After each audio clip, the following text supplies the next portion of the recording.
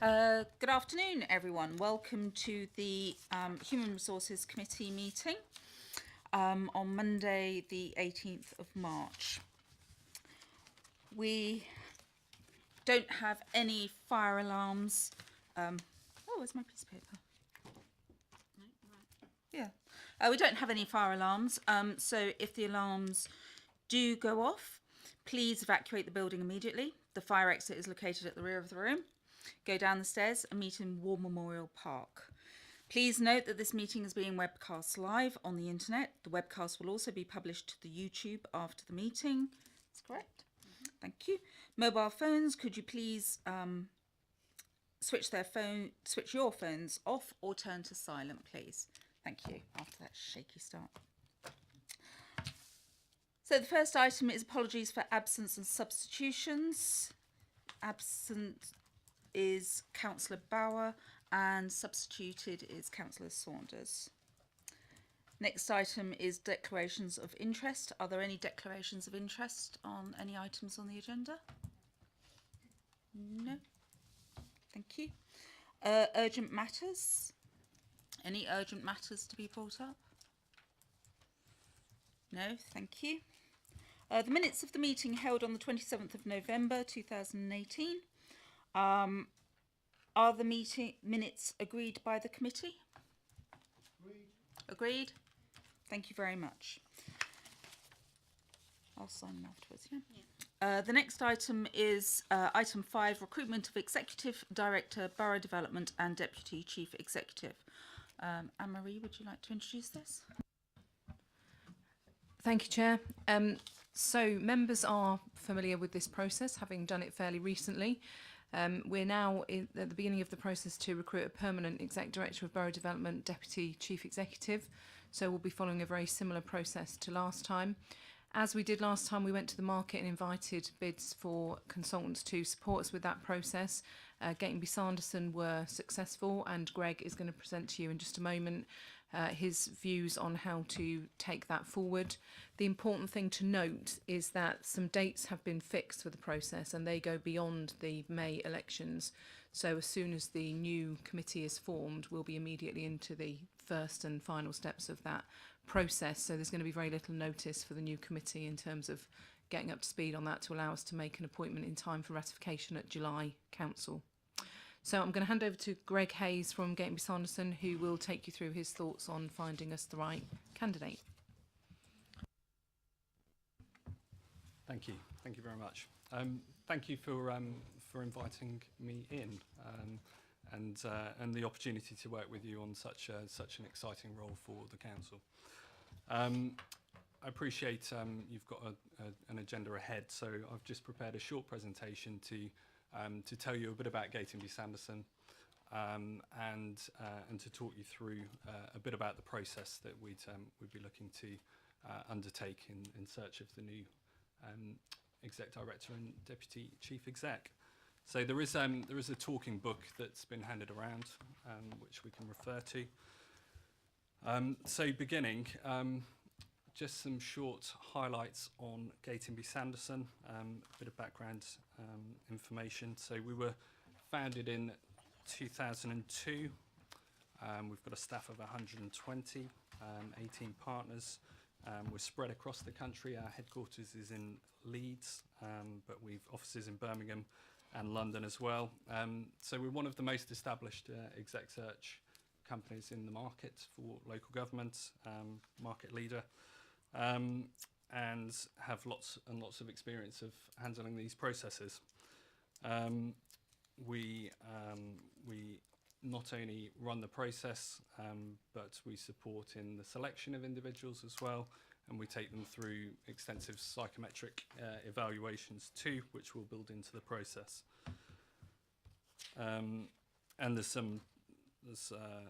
a bit at the bottom about some of the clients that we've been working with recently on similar appointments as well. So that's just a bit of background. On the next page, just some highlights that you'll see to give you a flavour of the exposure that we have operating at this level. So we're running 600 campaigns across the public and not-for-profit sectors each year. We work with over 500 organisations. On average, we appoint 2 chief execs a week, and we've appointed in excess of 200 chairs and NEDs in the past 2 years. Diversity, inclusion is a big part of what we do, and a statistic of that you'll see at the bottom left there, females making up 43% of our shortlists, which is a strong statistic in the sector. We interview over 4,000 candidates a year, so in terms of our knowledge and networks across the sector, hopefully that gives you a flavour of considerable exposure and intelligence that we gather as well. So moving on, I won't go through all of these in detail, but there is a track record on the next page, a table of some relevant and recent appointments that we've made to draw your interest to as well. And I'm more than happy to talk about any of those if you like.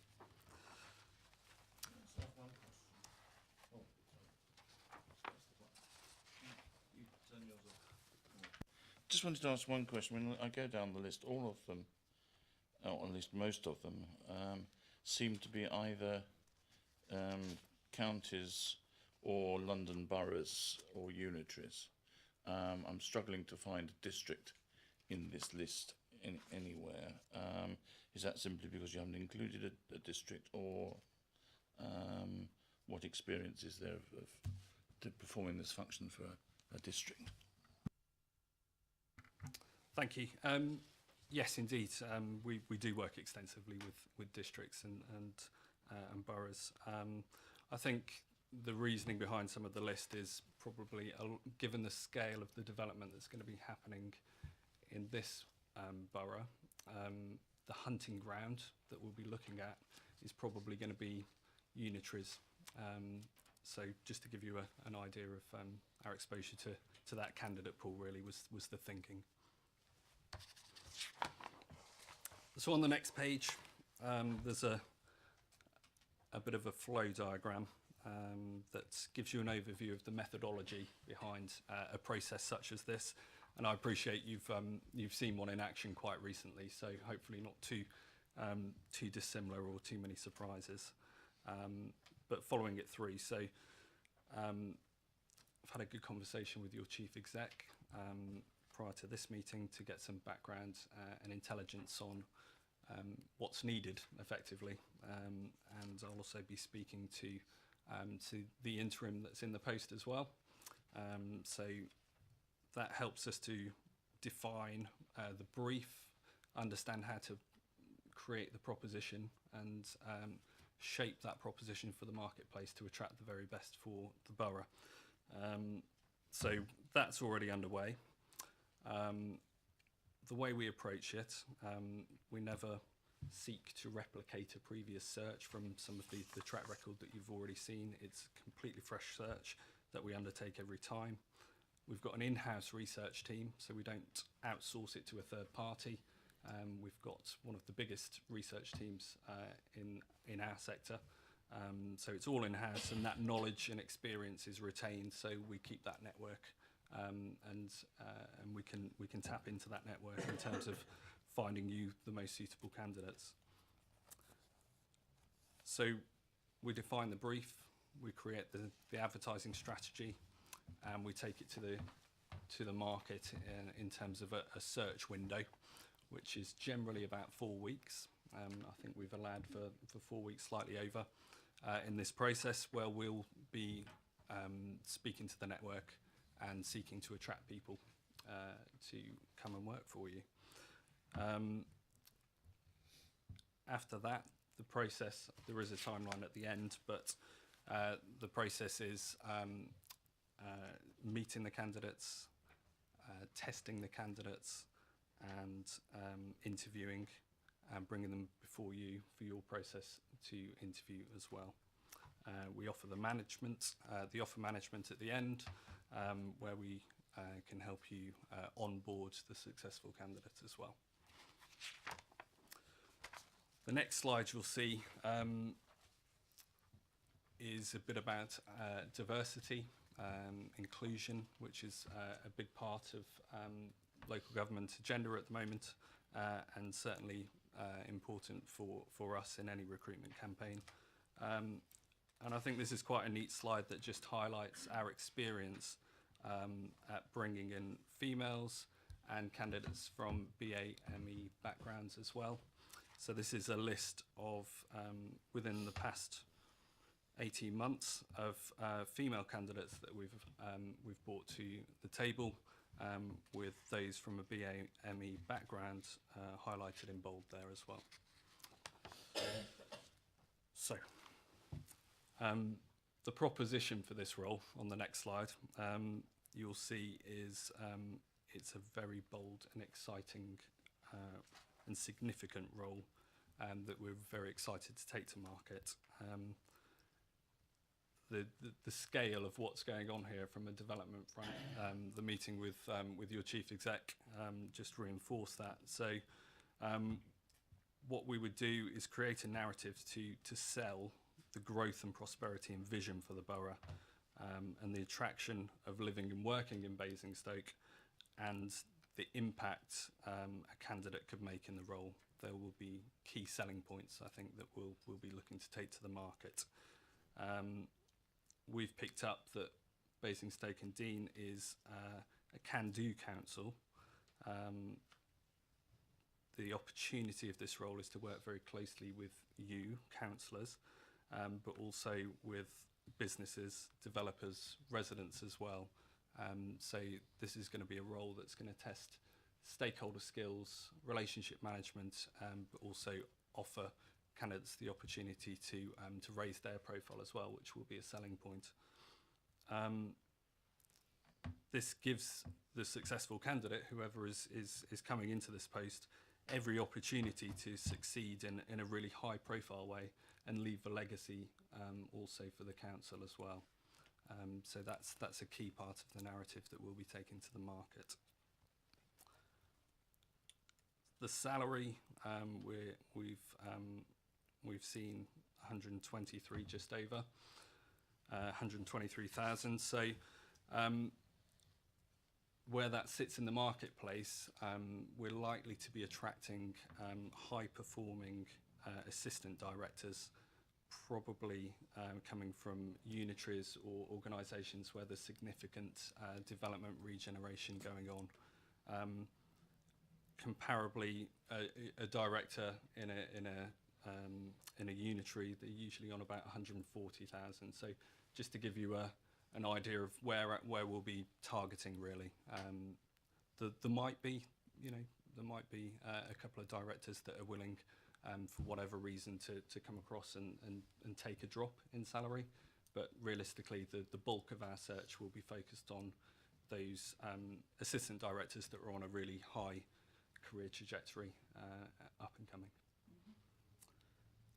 So the search PAP would be agreed in consultation with a variety of briefings that we'll have and are already having, and obviously, we can look more broadly than that as well. So on the next slide, our approach, the approach that we take, we would look to draw up and agree a project plan, work very closely with HR to do that, and there's already some key milestones that we'll be talking to you about, dates for the diary. Briefing meetings are underway. We go out and design the adverts, bring that back to the council to talk about and get input in. What's really key is that we're developing a tight partnership to ensure that the milestones are met. So we write the adverts, we create a microsite, a bespoke microsite, which candidates would be directed to when they're looking at the opportunity, and to help them apply. The search window that we talked about, 4 weeks, and that would include some regular search reports that would be sent to HR to update them on how conversations with potential candidates are going, flag up any concerns that candidates might be having, and also it's an opportunity to facilitate some phone calls with the chief exec and potential candidates that that might want to get a sense of what it's like to work for the council as well. That's usually get sort of 4 or 5 candidates that are keen to do that before committing an application. So that's something that we would facilitate. After the closing date, we sift the applications and produce a report where the candidates are graded into A, Bs and Cs. A's for recommended, Bs for marginal, worth a discussion, and C's that we wouldn't recommend that you take through. And you'll no doubt have seen some of these reports recently. We have a long list meeting to discuss that report and select the candidates that we'd like to bring through to interview, preliminary interview. And that interview would be conducted by us in conjunction with a technical assessor as well, and an expert in regeneration and development that would probe them specifically around that area. Preliminary interviews are an opportunity for us to sense check what candidates are putting in their CVs and applications. Make sure it's coherent and makes sense. It's competency-based questions, the same questions to all of the candidates that are interviewed. As I say, that probes technical ability, but also leadership abilities as well, and management style, so we can think about fit as well.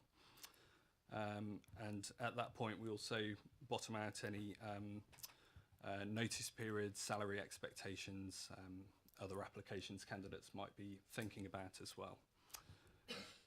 After the technical interviews are completed, the shortlist report is presented, and that's an opportunity to talk through performance of candidates and ultimately to select who goes through to the final round. Those candidates going through would be asked to complete some psychometric testing, so we would handle that, and we make sure that candidates are fully prepared for the final assessment day or days, and stakeholder days, which you would no doubt be involved with. We can design in a variety of ways. They can be half day light touch. They can be a full day and a series of meetings. I think a point there is that the most successful stakeholder days that we've seen are planned very carefully, that they're clearly timetabled, that members are contacted in advance for questions, and that we would work in conjunction with HR to collate the questions that you'd be asking on the day of the candidates. It's important that the questions, that each candidate experiences the same questions and there's consistency throughout that day, which is something that we can facilitate. And it's also the opportunity for you, having gone through similar recruitments recently, to have a think about what worked well previously, what works well for the organisation, perhaps what didn't work well, and what you like, what you don't like, and we can sort of build that into the process. So there's learnings from previous campaigns, and hopefully at the end of that process, there's a successful candidate. But I'm happy to answer any questions. Thank you very much for that, Greg. Councillor Westbrook. Thank you, Chair. A couple of questions. If I can take you back to the proposition page, you're talking about the salary. We've got an ambition in this council to pay in the upper quartile. Where do you think this salary sits within the market? And the second one is, there seems to be a growing trend for interim. Is that going to impact on the availability of candidates, would you think? Thank you. Regarding the salary, you're quite unique actually when sort of benchmarked against districts, boroughs, in that the scale of what's going on here is perhaps more comparable with some larger unitary councils. So it's quite difficult to compare and contrast really. I think that the type of candidate that we need to attract is probably going to be in one of those type of organisations where the salary would come in above what an assistant director is earning in those organisations, below what a director is earning. I think trying to capture one of those candidates operating at an assistant director level that is well proven and has a track record of success, who will no doubt be attracted by the opportunity to become Deputy Chief Exec as well, which will be a bit of a differentiator for them. In that scenario, this will prove attractive.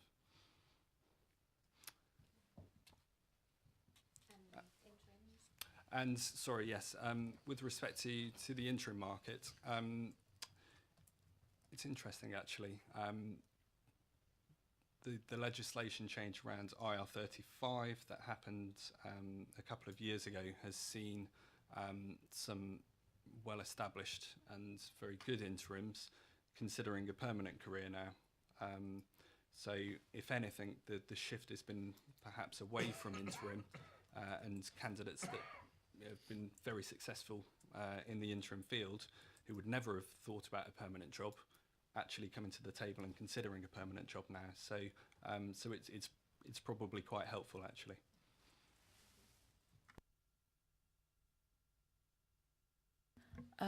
Thank you. Anyone else? I have a question. If no one else has questions. You talked about an advertising strategy. Could you just talk a little bit about where you see advertising, what mechanisms you're going to use to look at your the target audience for this role? Indeed. I think there's an expectation that the Municipal Journal, candidates would expect to see a role of this this level in the MJ. I think what's also quite interesting is the scale of the regeneration and development that's happening here might afford us the opportunity to do something called an advertorial, which I'll be speaking to Angela about, and that's you may well have seen them. So it's yeah. So the interview with the MJ that kind of shapes the narrative of what's happening from a development perspective, sitting opposite the advert. So certainly the MJ would be where we'd recommend from a print perspective. I think based upon further briefings that we'll be taking, depends how far out we look away from the local government sector for candidates. My suspicion is that whoever's going to succeed in this role is likely working in the sector. So in terms of keeping costs down, I think that's where to put the money. But you might want to consider some online. Certainly with the Guardian is probably the best place online.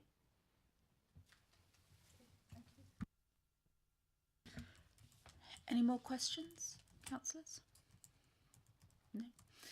Thank you very much, Mr. Hayes, for outlining the executive search outline. So thank you for that. Anne-Marie, would you like to bring up anything? The recommendation is to...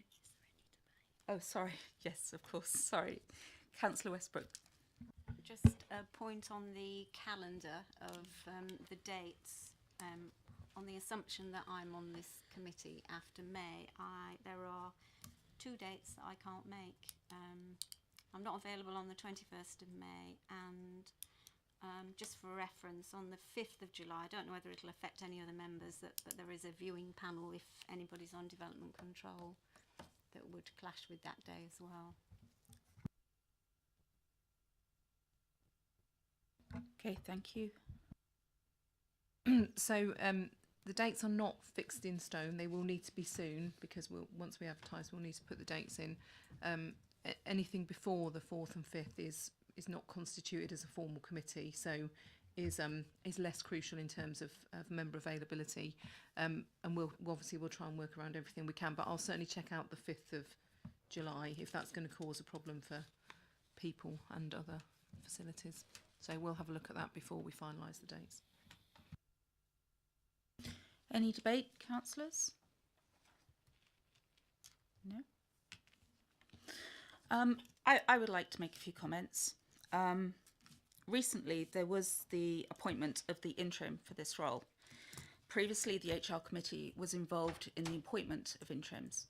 And with the light constitution that was undertaken, the HR committee was not consulted on the changes of the constitution in removing the recommendations for interims. I would like to make a recommendation from this committee to recommend to the monitoring officer to review 2.65 of part 3 of the constitution to amend the wording to take out excluding interim posts. That's how I feel. I felt quite strongly about it, given that we weren't consulted, we weren't advised. I've asked for various minutes from that meeting and haven't been passed those yet. Councillor Potter. Thank you, Chair. I didn't know where or if you were going to raise that matter, but I'm very happy to support what you've just said. And it is something that I've written to the Chair of the Constitution Working Party about previously on exactly the same lines as you've been talking today, really. I mean, in terms of the role of this HR committee, I think it's equally important that we're involved in appointments, interim appointments of directors at that level. To be frank, yes, it is something that I think wasn't picked up as well as it might have been during the, quote, light touch revisions to the Constitution. So light touch it went past me, but certainly it is something that we ought to be involved in, and I support you wholeheartedly in terms of what you've expressed. I think Councillor Sanders would agree with me. At a recent CWP, we were talking about perhaps the need to review some aspects of the Constitution. It's always open to, discussion and revision, and that's one of the areas that we want to look at. So hopefully, if you get some endorsement from this HR committee today, we can add that to the representations that have been made to the Constitutional Working Party. I'm very happy to support your views on this. Thank you, Councillor Potter. Anyone else? Any other councillor? Councillor Westbrook. Yeah, I'm in agreement with what's just been said. I'd be supportive of that. Councillor Reagan. And me.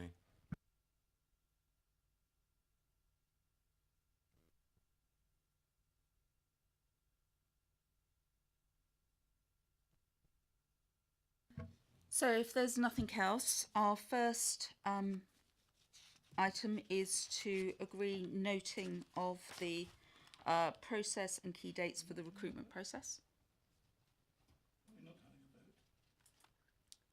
Well, we don't have normal votes. Well, we can have a vote if you wish. The first one is on the noting of the paper for the process and key dates for the recruitment process. Is everyone in favour? Agreed. And the second one is for the recommend to the monitoring officer to review 2.65 of the part 3 of the Constitution to amend wording to take out excluding interim posts. So shall we have a vote on that one? In favour?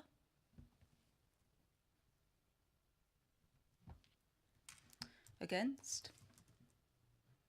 Abstention? So that's carried through. Thank you. The next item is to look at the pay policy statement 2019 and 20 to be introduced by Anne-Marie. Thank you. Thank you.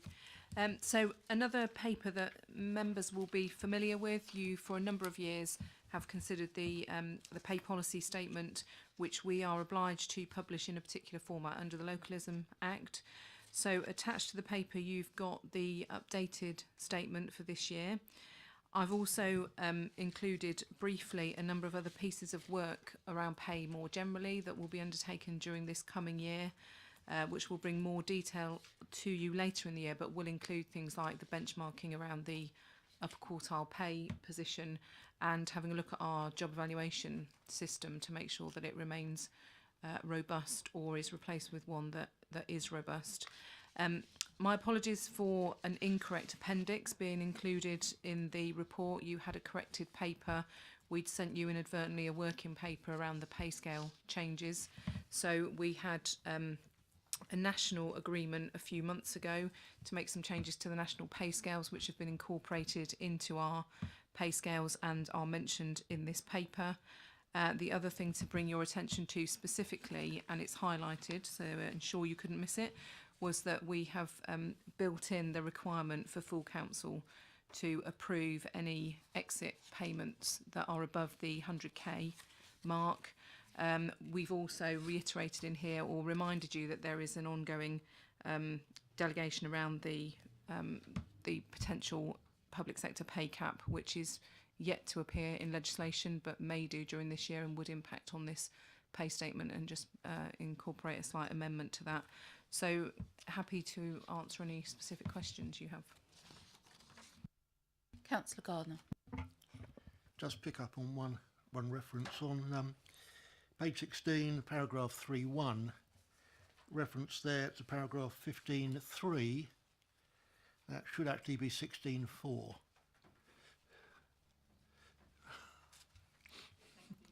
Thank you, and my apologies. We obviously lost track of our numbering somewhere. The other point I had was on page 28, where we talk, paragraph 11, we talk about bonus payments. We say there aren't any. Now, it may just be a matter of terminology, but when we turn to the gender balance and look on page 127, we do talk about the gender split of bonus payments.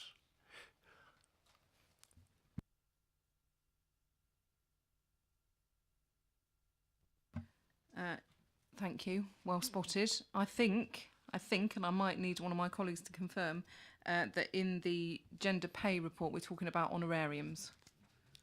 Yes, I'm getting a nod. So in the there is a very specific way of defining payments in the gender pay gap report. Into that category we put honorariums in gender pay.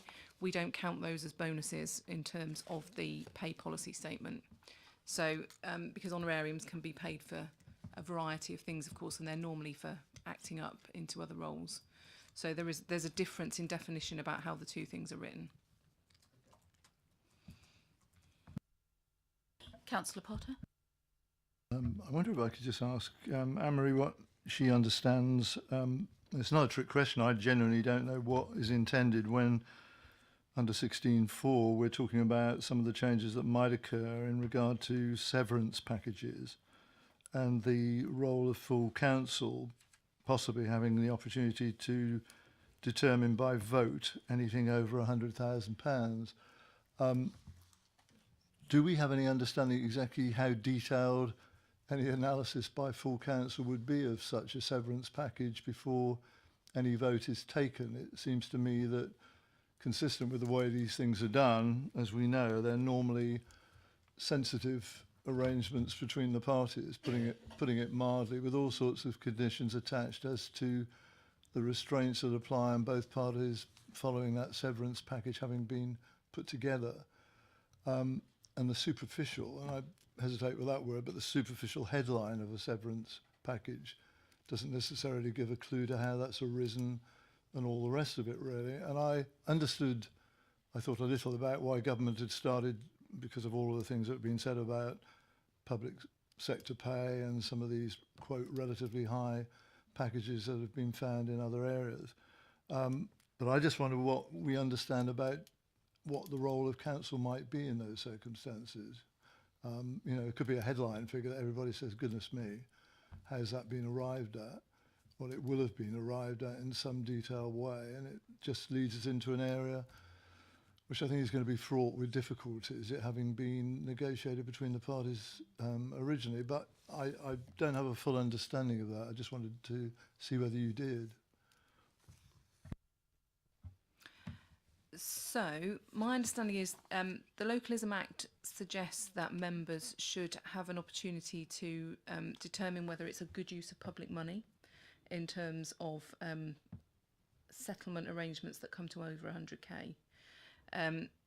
I agree with you that it's fraught with difficulty, partly logistical, partly around confidentiality in terms of those agreements. My personal view is that the main purpose of this is to try and stop people paying over 100k so that it doesn't have to go to council, and I think that's the way it has actually rolled out in most organisations.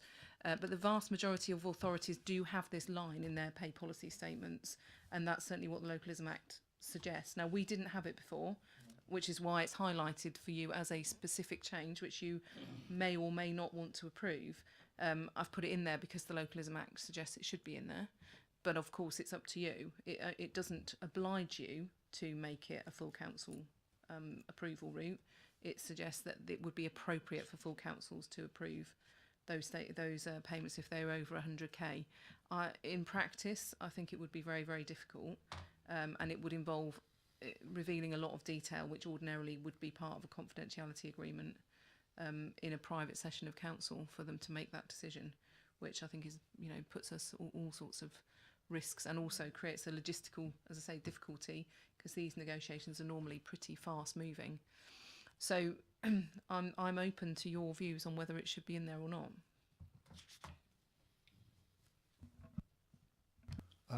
If I could just come back, Chair Cookie, I mean, in terms of the use of public money, then clearly I think the public would expect council, full council, all elected members to have this overview of these types of settlements where they're formed. And yes, Anne-Marie is exactly right, I'm sure, as usual, that the implications of this and the constraints of this are to try and make sure that those settlements don't exceed 100,000. It's a fairly arbitrary figure when we look at some of the salaries that we're even, sort of talking about today, really.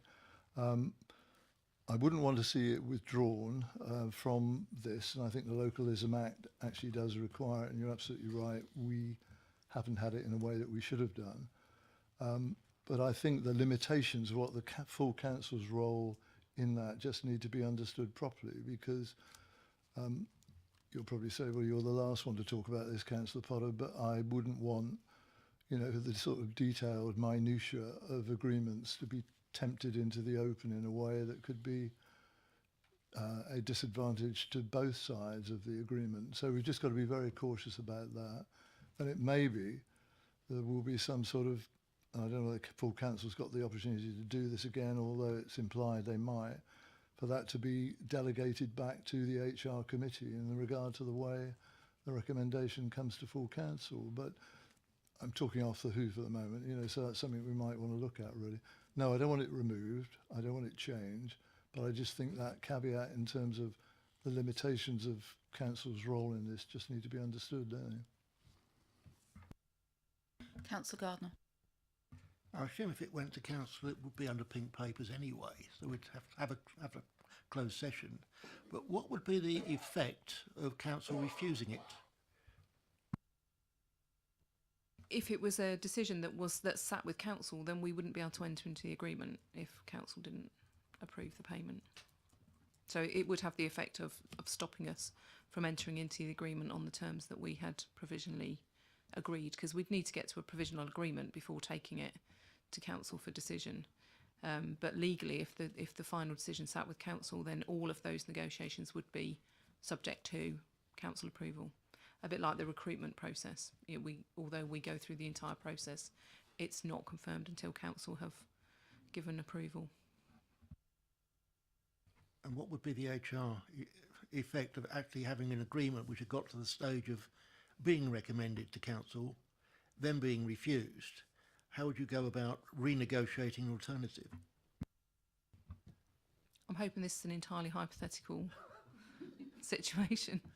However, with difficulty, I imagine. So, I mean, if council didn't approve, then we'd be in the situation where we had an individual who, clearly we needed to part company with, that we'd have to renegotiate a decision or an amount of money under that agreement. And that's, it's not impossible. We go through rounds and rounds of negotiation. We'd obviously hope that we had taken enough soundings from key people before that to make sure that we were working in the right direction. But it would leave us in a situation where we needed to find another solution, which could be a renegotiation or it could be a different exit route. Councillor Saunders? Yes, I would agree that this is fraught with potential problems and probably wasn't thought through properly when it was first introduced, as so many of these things are. the devil is in the detail, and they never get down to the detail. My concern is actually what it might do is lead to an increase in severance packages, because you have included within this nominal cap the pension strain costs, which are accelerating significantly because people are retiring earlier, and it's therefore not in many cases it's a reflection as much of what their previous service has been, or length of service has been, as much as it is the necessary money that is owed for whatever other reasons the severance pay is being paid. And I'm a little concerned that what this may do is push people to actually pursuing routes of tribunals, claims for all sorts of things which are not capped and cannot be capped, and will actually lead to some form of inflation in the higher paid levels, because why would you want to stick at something which is comparatively low compared with what you might get elsewhere? So, and the idea of council debating one individual's case where and having to spend hours probably going through the individual circumstances, so that the council is not then left out. Even if the council makes a decision, it could still be liable to legal action against it for the decision that it's made. But it doesn't, just because council decides something doesn't mean to say that it cannot be legally challenged. And therefore I worry a lot about this. I'm not quite sure what we can do if it's legislation. It's legislation. But I think it's a very ill thought through piece of legislation, or at least the consequences of it are. Councillor Potter. I just wanted to come back, if I may, one more time. Just to reassure Councillor Sanders, there are caps on the amount of compensation that can be awarded by employment tribunals, both in terms of the basic award and the discretionary award, unless we're talking about discrimination cases and personal injury. And the majority of the things that we're probably going to be dealing with aren't that type of case anyway. And it just seems to me that what I said originally, really, providing our sort of caveat note to this, is that the limitations of the type of discussion that could take place in council just have to be understood. And in the main part, we would be leaving the negotiations on any severance package to those that are best able to get into the minutiae of that, really, both in terms of the individual employee and her or his representatives, and our skilled, HR people together with legal advice. Really, that's going to be the area of debate.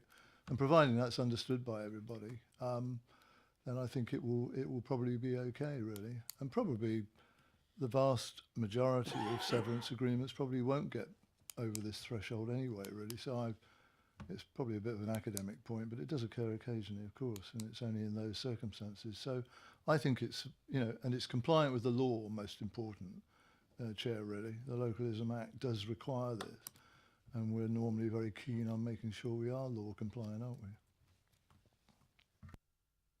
Councillor Gardner. Is this a function that council could delegate to HR committee?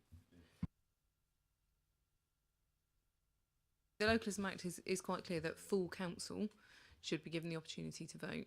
I think the wording is the amount should normally be 100k. So I think the wording is a little bit flexible around the amount, but it definitely refers to full council. So I don't think that could be delegated. I wouldn't be 100% sure. We'd need to check. Could full council vote on the recommendations of HR? Potentially. I think we just need to also be really careful not to build in a very long process, because normally once we've got to a kind of outline settlement, if we then built in several weeks to the process, we'd be creating another level of risk and delay. So I think maybe there's some thinking to be done around how it would work in practice. I think, as Councillor Potter said, it would be really unusual for us to be in this realm of payment. And the pension piece, we often, we're using this route to avoid huge payments, and one of those would be pensions. So pensions would kick in if we made someone redundant over the age of 55. If they're exited through this route, they don't necessarily get pensions access. And we've certainly used it previously to avoid a big pensions bill. And I think that's what partly the Localism Act was trying to alert elected members to the fact that exits are sometimes hugely more expensive than you realise, because pensions put into early payment are often six figures because of the amount of additional pension payment we have to make up front now. So I think we need to find a balance between a drawn out process and making sure there is some transparency in the event that this happened. One last question. If this process was incurred, is it something that would go to a normal council meeting, or will we have a special meeting, especially if it's required at short notice? We'd almost certainly have to call a special meeting, because we couldn't wait a month, 6 weeks, however long. We would lose the momentum. And also, these are normally, senior people who might have gone out of the organisation for some reason as part of a dispute. We can't leave that to roll on indefinitely, because it's really disruptive for the organisation, and often we're paying those people still until we reach an agreement. So we would almost certainly have to call a special meeting. Any more questions? Councillor Saunders? On this point, before we come back to another point, I'm a little concerned about setting a figure in here, because figures, are fine one year, but you get inflation, and we've either got to remember somehow or other to keep changing the cap level, except if the cap is set in law, presumably that means that the amount is going to gradually go down over a period, because it will be eroded by inflation. So I think there's something that we need to get either some guidance or some clarity on that particular point. And the second thing is, I think it's worth probably recording somewhere exactly what the rules are on pensions, because I think the average guy in the street would be absolutely flabbergasted if he knew what the current ruling is on the amount and the number of years we have to give as pensions. It's compared with what happens in the private sector, it's just absolutely unbelievable. And I think that the public's attention should be drawn to this fact. So the in relation to your first point, the 100k is part of the Localism Act. It does, and I can't remember the exact wording off the top of my head, but it says something like full council should be allowed to vote in the event of a significant exit payment, normally £100,000 or above. So I think there's a bit of scope in there. And every year, of course, you have to approve a new version of this statement. So it won't be a case of remembering it. It will pop up every year for you to make sure that you're still comfortable with. You'll remember on the pensions issue, we had a long discussion at the last meeting around why last year's exit payments had jumped, because the LGPS still gives pensions access if you're made redundant over the age of 55, and that sometimes means we pay 12 years additional pension payments at that point. So it can be hugely expensive, and obviously we try to avoid that wherever possible. We have a policy not to make redundancies apart from as a last resort. So we would ordinarily be very careful to avoid those big pensions payments, but we are restricted by the way the scheme is written. Councillor Potter? I don't agree with Councillor Sanders in any way whatsoever regarding the pension scheme. I mean, just to remind everybody, this is an agreed, negotiated, established pension scheme that everybody will have a view on, but to publish the details of that in some way, and if I read between the lines properly, Councillor Sanders, so you could work up public opinion against the scheme, is really unacceptable. I can tell you private schemes which are equally as generous as the local government scheme and more generous. I don't see private companies publishing the details of their scheme, some of which, by the way, are non-contributory as well, in terms of the employee benefits that flow from it, to seek to get this out into the public arena. I dare say there's some rules on this, so you can just work up public opinion about these feather-bedded public employees is really unacceptable. I don't accept that as a proposition whatsoever.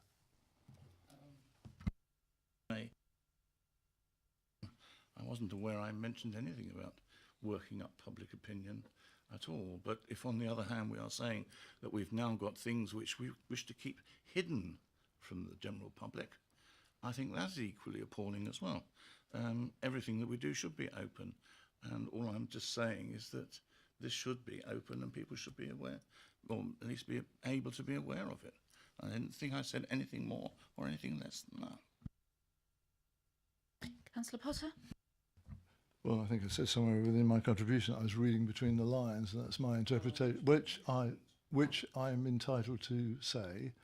And what I do say as well, the details of this scheme are publicly available if members of the public choose to search that out, and that ought to be sufficient. The same would be for me if I wanted to try and examine some private pension scheme operated by some private organisation. That's the way these things work, Chair.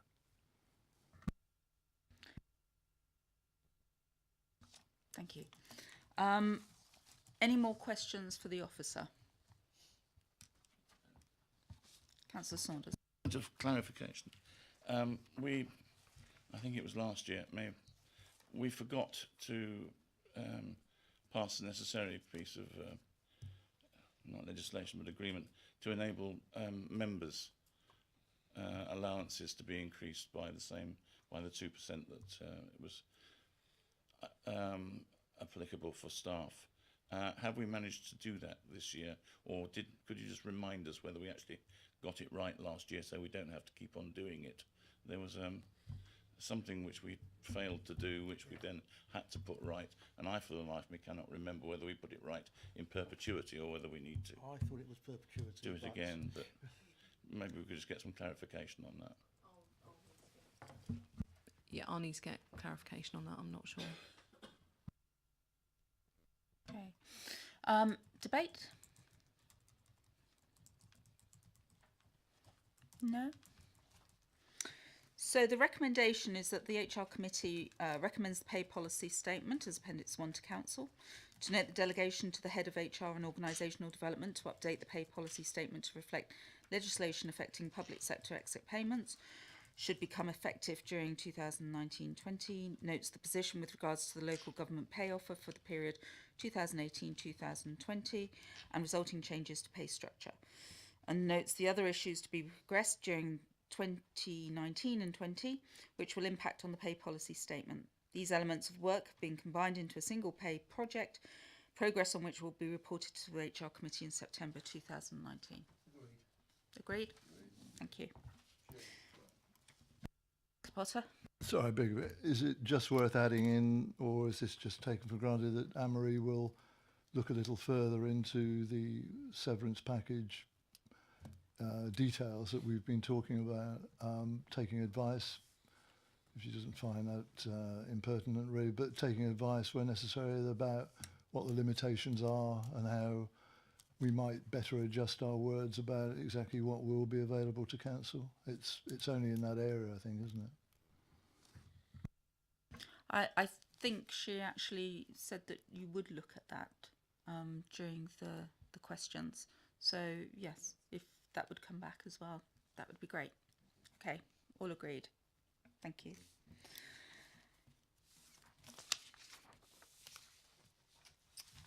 Next item is HR Operations and Workforce Update Report. Anne-Marie, to introduce, please. Thank you. So, an updated version of the report that you have seen many times now. Some key changes: instead of a lot of text and then some supporting graphs, I've tried to incorporate the text and the graphs together to try and make them flow a bit better. I have, and I'm hoping Councillor Potter will agree, try to write in plainer English than some of the text that was incorporated last time, which was his specific request. And also try to, it's fine, I hadn't written the last report, so I wasn't offended. And try to draw your attention to some of the kind of most important things that we would be considering around the workforce stats. So I think to draw your attention to today specifically, turnover, which I know has been a concern of this committee, is running broadly in line with the national average, so we're not too worried at a kind of holistic level. What is different for this council is that we've seen more turnover in the first 2 years of service. So we're seeing more churn from people who haven't been with us as long as we've seen historically, and I think that's partially reflective of a national trend, although it's not really clear yet because some of those stats haven't been published, but something that we are doing some further work around in terms of our both ongoing collection of data and our analysis of data around exit arrangements. So I think that's one thing that we are concerned to do some further work on over the next few months. In terms of other areas, sickness, which I know also has been a main concern of this committee, I say, touching wood, this should be the first year since 2014-15 that we come in on target. We're certainly on schedule to come in under the sickness target this year, and we'll set a slightly more aggressive target for reduction next year. So that's good news. We continue to see anxiety, depression as the highest area of absence, and that again is consistent with the national picture. We are doing a lot of work around both mental and physical well-being in the organisation, so we're hoping that we'll see some significant improvement on that in 2019-20, and also some changes to the sickness policy, which I'll talk about when we get to that specific item. I've also included for you this time some information that we gathered from doing the staff survey, what we refer to as a temperature check. So we did the full staff survey in October 2017. We'll do it again in October 2019, but in the meantime, towards the end of last year, we did a bit of a snapshot survey around some of the key areas of staff engagement, and had some pretty positive results, particularly around line management, direct line management, which has long been a strength in Basingstoke and appears to be getting stronger, which was very pleasing to see, and also some fairly positive responses around people's overall engagement and morale in the council. So that's a new piece of information into the report this year, and have also given you a little bit more information around the plans for learning and development this coming year on management and leadership, which we have changed slightly to give us a more corporate approach really to management and leadership development, so that we can be developing a suite of development for our leaders right across the organisation. So that's kind of a quick trot through of some fairly detailed information, so happy to take your detailed questions. Councillor Westbrook. Thank you, Anne-Marie. On page 41, at the top, it says increased turnover in the first 2 years of service, and you mentioned collecting some more data together. Could you give us some outline of what you're particularly looking at? Could it be that people are coming from the private sector to the public sector and not staying, or the other way around, or? Yeah, so we've put some more work into our collection and analysis of exit information, which hadn't been done particularly consistently previously.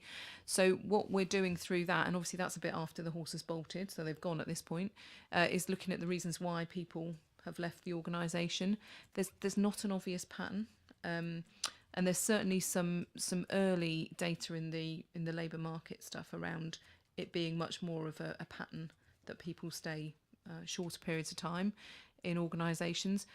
I'm not sure that's all of it. I think we can improve around induction, we can improve things around our kind of career paths and make those more explicit in the organisation, and that's something that we'll pick up through the pay work as well. So I think there's lots we can do to encourage people to stay longer, and we're doing some work around improving our induction process, which means it goes on for a much longer period of time.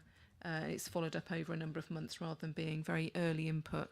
So I can't give you any specific feedback at the moment on the reasons for that, but we are doing a lot of work to understand why people seem to be coming and going much more quickly than they have historically. Do you think our policies on flexible working could have any positive impact on that if we did something on that?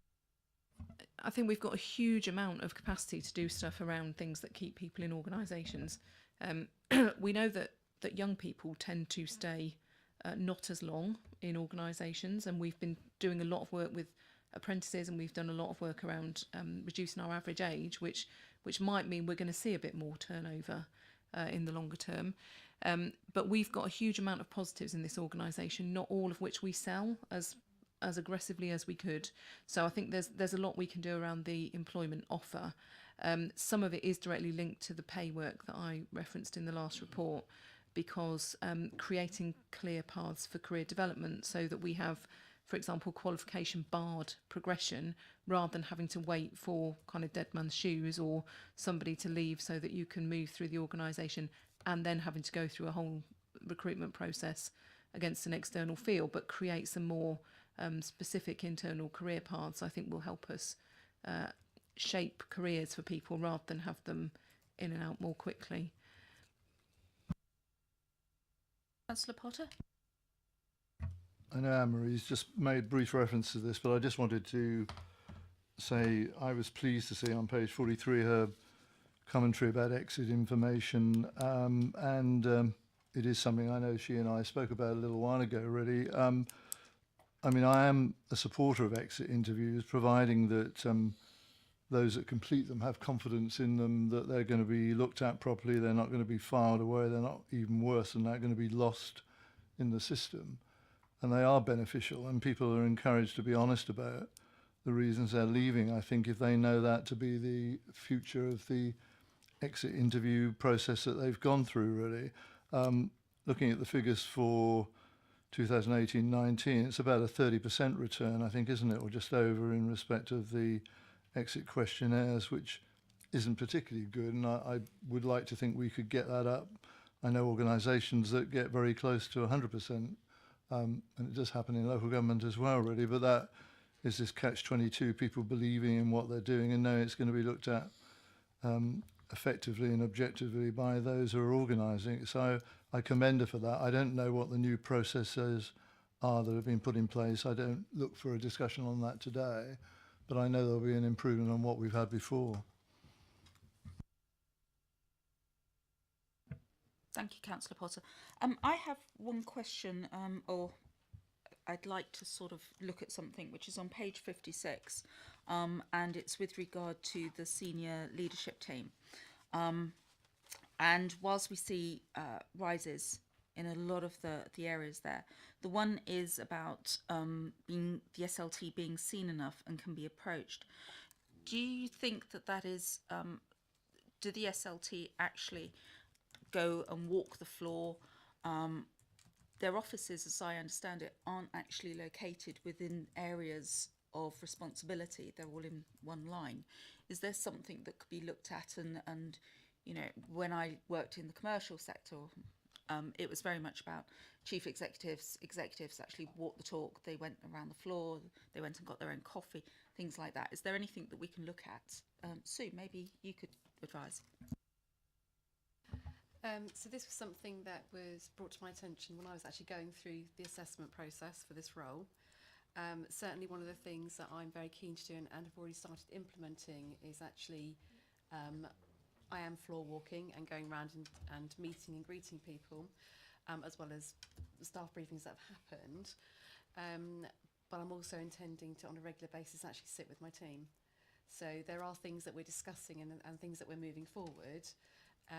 In terms of how visible we can be, I think that's more about individual directors and how they actually address their individual teams.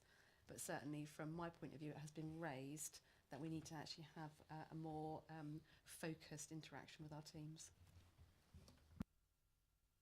Thank you. Any more questions? Councillor Westbrook?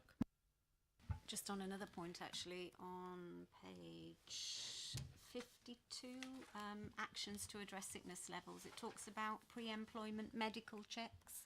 Is that something new, or have we always done that? So it is something new. We hadn't done it previously. I think we may have touched on it at this committee before. So we have not historically done any pre-employment health checks. We have a simple one-line question which asks people if they needed any assistance in order to do their job. We've now put in place a proper system of pre-employment health screening with our occupational health provider. So they receive confidential information and then give us any advice on adjustments we might need to make or anything we need to be alerted to, and or of course whether people are fit for the role that they've applied for. So that's been in place since early January. Councillor Potter? I mean, my thanks to Anne-Marie for that comment. Really, it's something I know that I've commented on before. I mean, there are organisations that, my words, that go close to making, you know, the pre-employment medical check very close to a potential contractual condition, and that isn't as draconian as it sounds, because clearly, if an employer, if that were not to be the case, and an employer is subsequently disadvantaged by the non-disclosure of some medical condition that an employee or a future employee knows about, then the implications for an employer can be quite severe if subsequent claims can occur. So getting to something which is very close to a, you know, pre-employment but nevertheless contractual condition that's written into their contract eventually, as I say, isn't as draconian as it sounds, and it's quite good practice, I think, really. Protects the employer and protects the individual employee as well, having regard to the type of work they may be doing. So it is something I think we could look at a little bit more. So as part of the declaration on the pre-employment medical, you do sign to say that if you don't disclose something that becomes material, then we can terminate your contract effectively. It's a bit more dressed up than that, but that's the base principle, that if you tell us something that, if you don't tell us something that is material, then we will come back on that contractually. So it's there, it's implicit in what we're doing now. Councillor Capel. Thank you, Chair. Just in terms of the section 6.3 on page 58 around apprenticeships, it's great to see that the council's exceeding the government target for apprenticeship. I just wondered if you could tell me a bit about if any particular direction of travel for apprenticeships within the council, and any sort of things on the horizon around apprenticeships, please. Yeah, certainly. So we are very committed to apprenticeships, as you know. We have been since, well, for a number of years. The intention is to keep up with the levels, and we are recruiting more apprentices now. We're also keen to keep them wherever it's sensible in permanent jobs in the organisation, and we've had a really good success rate in terms of getting those people permanently placed. So we're using it as a bit of a talent pipeline. One of the things that we're looking at and we're keen to do is start to use the apprenticeship scheme to get to more disadvantaged groups. So looking at apprenticeships specifically for care leavers, for NEETs, so actually closing that loop back into the community. So I think it's fair to say that we've had a cohort over a number of years of very bright young people come into the organisation through the apprenticeship scheme. If I'm honest, they probably would have done very well with or without us, because we have had some exceptionally good apprentices. So what I'd like to do is try and focus that scheme as far as we can on people who actually would not have the advantages naturally if we didn't create some of those opportunities. So that's the kind of future ambition for use of the scheme. Councillor Gardner. On the apprentices, and I appreciate that we do get the best, present company included, what range of experience do they get? Because they seem to be very specialised in what they do, be it a democratic services apprentice. While they're in their apprenticeship period, do they get to experience other departments? Some do, but we have mostly used apprentices for very specific professional areas where their qualifications have been linked. So we've had lots of success with apprentices following specific qualifications related to the areas that they work in. So specifically in HR, we've had, you know, a success around an apprentice following an HR qualification route, and therefore hasn't particularly moved around the organisation. Some have a little more exposure, but we don't use it. It's not like a graduate recruitment scheme. We don't move them around the organisation at the moment. We settle them in one place and they follow their qualification there. But it's certainly something that can be part of the review of the scheme going forward in terms of that more rounded approach. And certainly if we have an ambition to use the scheme to develop a future talent pipeline, then it's definitely worth having a more rounded experience in the organisation for those people. So potentially part of the future. Any more questions for the officer, for Anne-Marie? No? Debate? You're happy to note the The recommendation that the HR committee has is notes the workforce information and key trends based on Q3 for the current year, and notes progress on key strands of organisational development activity. Great, thank you very much. Next item is item 8, which is accessibility concerns of the Beresford Centre, located at the Community Services Operations Depot at Wade Road, and we have Paul here to introduce this. Okay, thank you, Chair. I attended HR Committee in September 2018. I presented then the Council's annual safety report, and I was asked then to consult with managers to come back on 2 matters of interest. Indeed, the accessibility concerns of the Beresford Centre based at Wade Road, and indeed late night working and the working time amendment regulations. We looked at that more holistically and included lone workers as well. And I'd like to just give you a quick resume of each of those 2 reports. The first... Sorry, Paul, they are separate reports. And so if we could just address the Wade Road one first, that would be great. Okay. Thank you. Okay. All right. The issues were to persons using the Beresford Centre and how best to resolve them. The report explains that when we actually dug down into how staff were consulted, how various officers were engaged, we found that there was quite a serious deviation of the normal protocol of line managers through the working groups, through each of the safety committees, and there's 2 of them. However, here was a concern that was raised, and we thought it best that we revisit the centre and look at those facilities with officers and to actually deploy again the Equalities Opportunities Group, as well as a independent fire safety consultant, and we found no deviation, no tangible non-compliance. What the facility we have does comply with statutory requirements, and most particularly our duty of care to staff and to any visitors coming to that centre. If we found there was some slight modification required for access, for hearing, for eyesight, then clearly we will fulfil our duty to ensure that we provide those reasonable adjustments. Anne-Marie, would you? So I think if members remember, this was brought to the committee by a member of Unison at the last meeting, and so we've double checked, we've revisited, we've redone the equalities impact assessments. We have found no deficit at all, and we've also had a subsequent discussion with trade unions about how we much more proactively keep in touch around any concerns that they have. But we are reassured that there is no problem with accessibility at that site. Thank you. Questions? Anyone? Councillor Potter? Sorry, Chair, it's not a question. I was just going to make a comment or 2 if I might, and I probably should have said at the beginning. I'll say it now if I may, if it's not too late. I am a Unison member, and I used to be a Unison full-time officer as well at a reasonably senior level, so I should have said that at the beginning really, but I'll say it now because it's only in regard to this report, if that's okay. But even if I wasn't, I must admit I was disappointed, I suppose would be my word, about the tone of this report, which quite frankly, Paul, is fairly pious, it seems to me, and I'm disappointed really. The Unison rep who came here, in my view, just raised a couple of things in good faith, not in any aggressive way, but in good faith. I think there is a commentary within this report somewhere, is it paragraph 1.6, where it talks about a breakdown in internal communications clearly resulted. And I think that obviously can be looked at. You said it yourself, I think, really.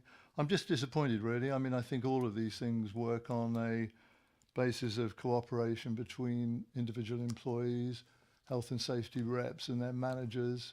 And if there are matters that somebody wanted to bring to our attention, okay. Technically, you can argue it. There are mechanisms that should have been used. But we receive those comments in good faith at this committee. We ask people to have a look at them. It could have been done with a bit more grace than this is. And it seems to me this report's just unnecessarily critical, really. It doesn't do much to improve industrial relations, quite frankly. But I accept the analysis that's been done by managers. everything's hunky-dory, so we're all right, aren't we, really? So that's fine. And we move on, really, and I'm sure in future the mechanisms for raising matters at a local level will obviously be revisited, and I'm sure they'll work well in the future. And I thank Paul for his report.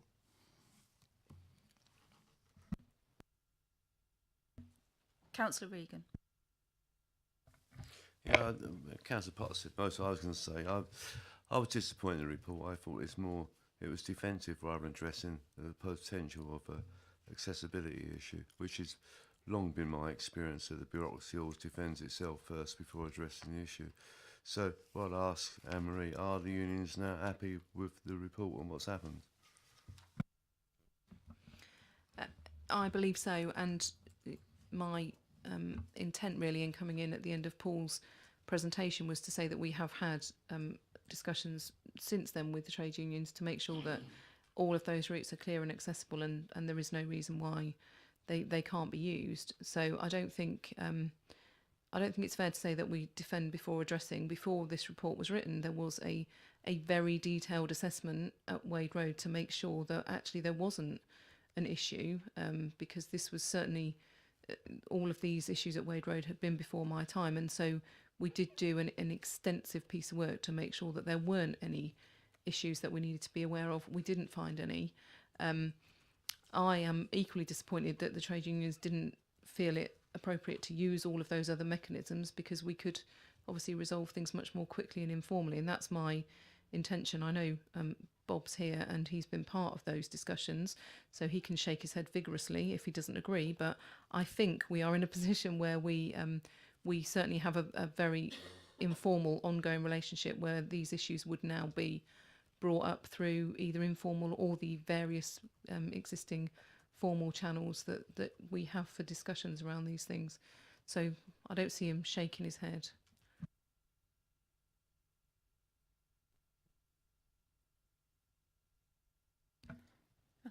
Paul. Chair, can I just add also, as an ex-AUE officer myself, I believe we have the ultimate respect for our safety representatives and the two safety committees that we do have. We have an annual safety plan, which I present to this committee. We work very well together. On this occasion, the normal protocols just didn't happen. Okay, thank you. Any other questions for officers? Any debate? Right, the recommendation is that we approve, note the information provided in response to the issue raised by Unison at the last HR committee, confirmed that it is in order to achieve nationally agreed consultative arrangements for health and safety concerns between employers and employee representatives. It is imperative that Unison follow the established hierarchy channels and document trails at the council. All agreed? Agreed. Thank you. Next item is the revised sickness and absence policy. You're up again, Anne. Seriously bored with my voice. So, sickness policy, this is one of the policies that this committee has authority to approve. It was up for review. Members might remember at the last meeting or last year, I asked for a slight delay at that point because I hadn't had a chance to review the policy and just wanted to make sure that it was consistent with where we were heading in terms of the management of absence. So it has now had a complete review. There are a number of changes and they're summarised for you on page 72. The main purpose of this review has been to make sure that we are compliant with changes such as the GDPR regulations, but also to do two things. One, to reclassify the definition of long-term sickness absence, and we talked in some detail about this last year, to change that to 20 days, which brings us in line with industry standard and the definition that all other authorities use, so that we can compare ourselves more easily and also separate more effectively our management of long and short-term absence. So that was one key change. The other thing we've tried to do is to be more proactive in our support around sickness absence. So both before people go off, trying to spot signs and encourage managers to spot signs to put support in place if they can, and also to be much quicker with our support and management when people have gone off absent for some reason. So the other key thing in this report we've already touched on is the introduction of the pre-employment health checks as well. So this has been through discussions with the trade union. They made a number of comments which have all been incorporated into the policy, and they have subsequently confirmed that they're happy with the new policy, which we would like to make effective from the 1st of April, so that we have a full year stats on the 20-day split for next year, so that we can do some comparisons around the long and short term absence levels and their respective reasons. So happy to take your questions. Councillor Westbrook. I should know this, but what number of days were we using for our long term? If it's now changed to 20, I probably should know, but I don't. We were using 10.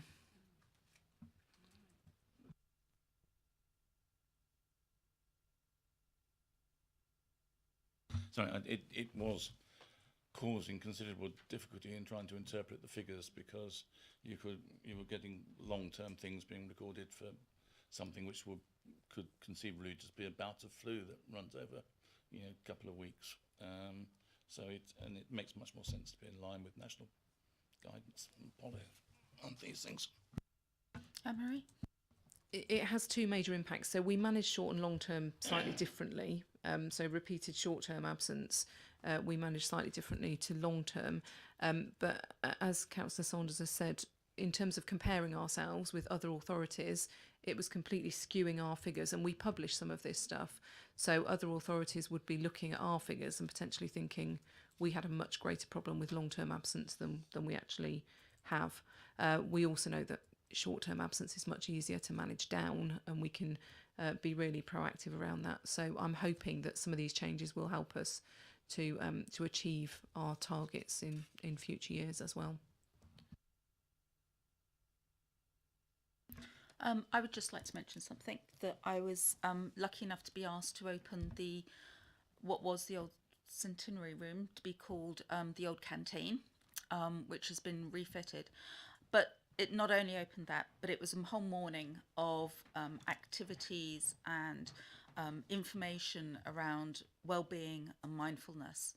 And it was very, very encouraging to see people from the staff actually come forward to volunteer to take some training and be mindfulness champions. Mental health champions. Thank you for the correction. I was really, really pleased to see that. What I wasn't totally pleased was that there was only one member of the senior leadership team who actually came down to the canteen all morning. And I raised this with the chief executive as well. So hopefully that will change going forward. But I thought it was really, really encouraging how many people actually came down. And there was a raffle that raised some money to actually go towards those causes as well. Anne-Marie? So what the chair is referring to is we held a day around Time to Talk, which is a national event around mental health. We combined it with the opening of the refurbished old canteen. We had about 150 people, I think, through the door on the day. We did give them free croissants, which always brings in the crowds. But also we invited them to take part in a quiz around mental health at work. We had as the chair said, we had a raffle. We'd had some donated prizes, and we also invited people to sign up to be mental health champions, which we've now completed their training, and that's to provide a kind of informal network of support across the organisation, support and signposting to try and help us tackle wellbeing issues much earlier than we have. We also raised over £200, which was donated to Mind after the day. So it's part of our ongoing calendar of events around wellbeing, aimed at this kind of proactive intervention before people are forced to take leave through being unwell. So any more questions for the officers? No. Any debate? I think just to endorse what Anne-Marie's been saying, this isn't a one-off thing. It's been running for some considerable time now, with a couple of presentations done from somebody from outside to staff to kick it off, which were exceptionally powerful presentations, really making the whole question of mental health a real issue. And it was quite surprising how much came up from the floor at the same time, and I think it was very positive because it bound everybody together in a collective experience, which they wouldn't otherwise have had. And I think it's very good that the same degree of emphasis is carrying on and will carry on going forward. It's as I think everybody's beginning to realise that the whole issue of mental health is something which has been largely neglected over many years, not just in the council, but in society in general. And I'm very pleased that we as an organisation are at least doing our bit to try and respond into that particular area of, if not concern, of potential issues, and to deal with it appropriately. And I think it's very positive to see that happening, and to see such a good positive response from staff. Councillor Gardner. Is this something that could be extended for members so they could at least have a briefing on it? Certainly happy to do that, and or make available the briefings that we have commissioned externally. So we have a lady who's coming in again actually early April, who does short kind of 90-minute briefing sessions. They've been focused around supporting mental health for line managers, and also suicide awareness, which we do a lot of work with our contact centre around the suicide awareness piece, so that they're alerted and know how to handle calls that are particularly difficult. So I'm happy to organise that for members if there's an interest, or extend the invitation to members to attend those briefings. I think an extension of the invitation would be sufficient. I'm not certain, but I have a funny feeling, because I went to them and I didn't get a special personal invitation to them. So I have a funny feeling it was probably broadcast in something like the week, the Friday newsletter or something, and therefore it was, which members get, but maybe fails as it doesn't relate to them. But it's absolutely the right thing. There should be no exclusions. We'll make it explicit that members are welcome to those sessions.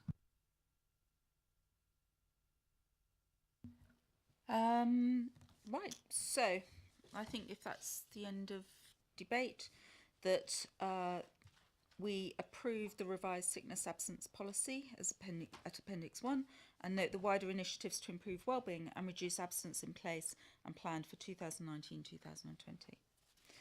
The next item is gender pay gap report for Basingstoke and Dean Borough Council. Anne-Marie. We need somebody else to do some of this. So another report that you will be familiar with, the annual publication of the gender pay gap that has been required for the last couple of years.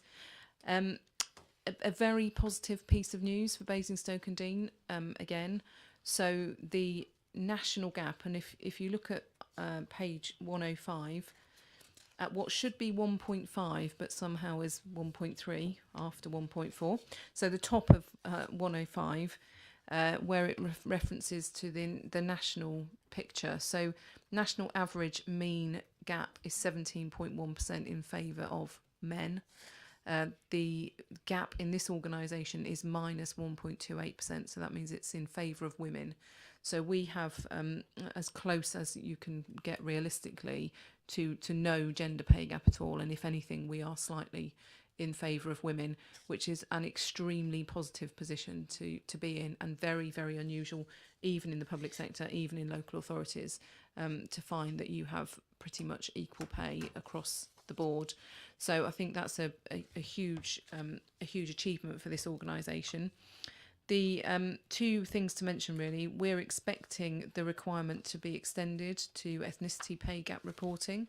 So next year, possibly, if not certainly the year after, we'll be bringing you a similar report on ethnicity pay gap reporting, which will be an interesting piece of work. The other interesting thing that this reveals as part of the kind of breakdown is that when we get to more senior levels, the gender balance and therefore the pay at those more senior levels is quite different to the rest of the organisation. So we see many more men paid grade 13 and above. So that's head of service, directors, chief exec, page 123, that top statistic, grade 13 and above, we've got 85% male and only 15% female, and that's reflective of the gender at that level. So although the gap across the organisation is pretty much equal and tiny bit in favour of women, we are still quite male dominated at head of service and above. So I think those are the interesting points from the report, but overall a very, very positive reflection of our equality strategy. Any questions? Debate? Related to your last comment, 13 plus, how many employees are there in that category?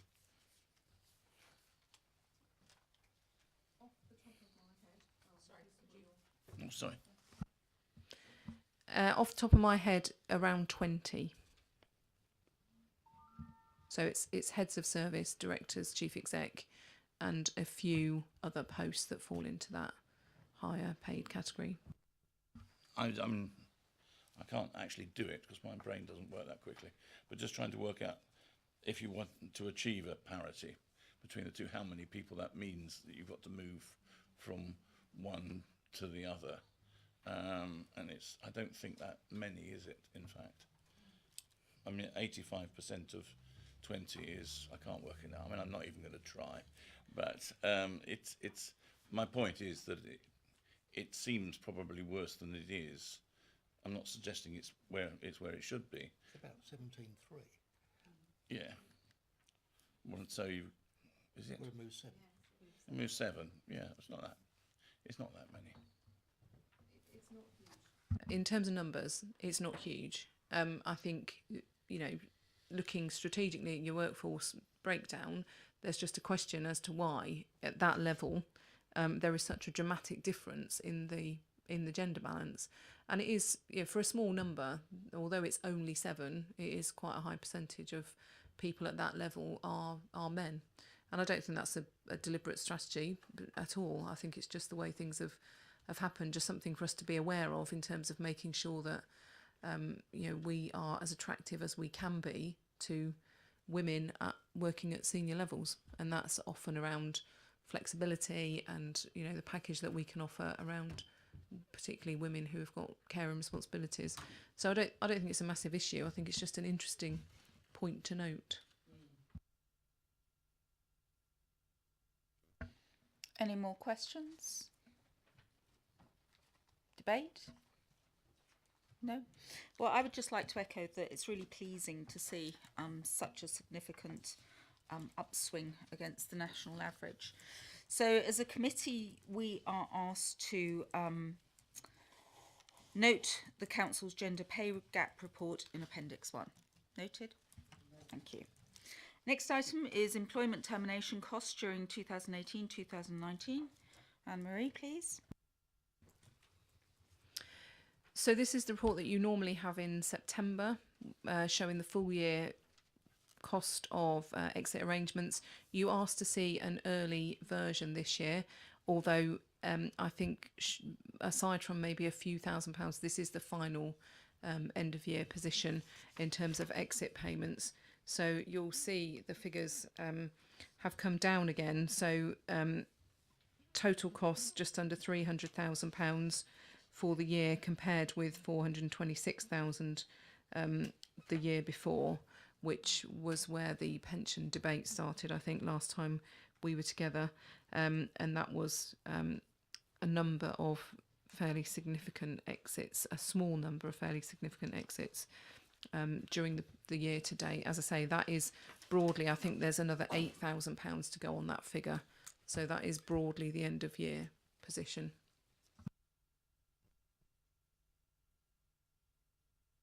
Councillor Gardner.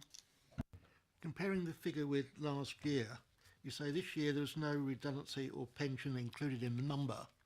How much pension was included in the number last year?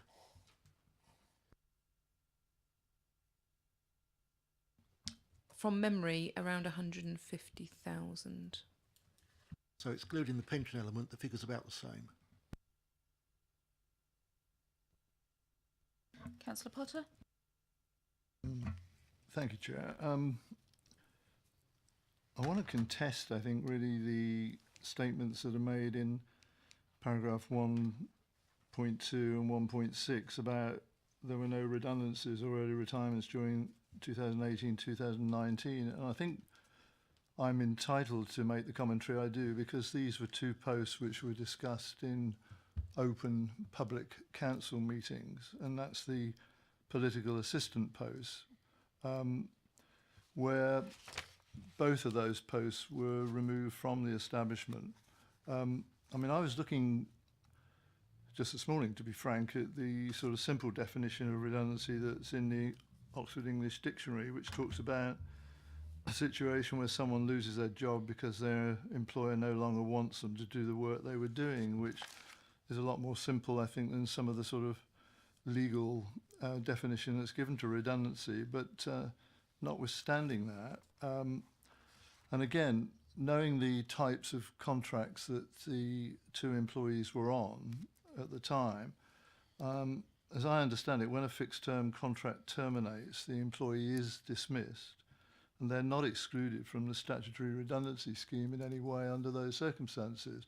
And as far as I understand it, both of those political assistants were made redundant, and that was in the middle of 2018. And I fail to see why, not specific reference, although it was discussed in public, quite erroneously, I think, really, and one of the Tory councillors made some very disparaging remarks about the job that they did, as I remember, in full council, which was totally unacceptable anyway. But that apart, I understood those to be redundancies, and I cannot see why that's not included in this commentary.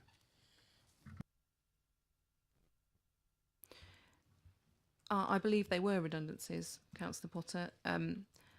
I don't know why they haven't been picked up by this report. I thought they were pre-2018 financial year. I would need to check that, but I thought those redundancies, they certainly were well before my time. So I think they fell into the last financial year. Could I just confirm the fact that the termination date was June and were included in the payroll of July 18, so it falls well within the financial year we're talking about. I mean, I'm not going to do it today because it would be wrong of me, but there is one other post as well, which is probably something that you would know far more about, as far as I know, that was removed from the establishment during the same period. But I'll not do that in public, really. It's something I might raise with you separately, if I may. But certainly I think this commentary is deficient. And anyway, Anne-Marie said she'll go back on that and I think amend this as necessary.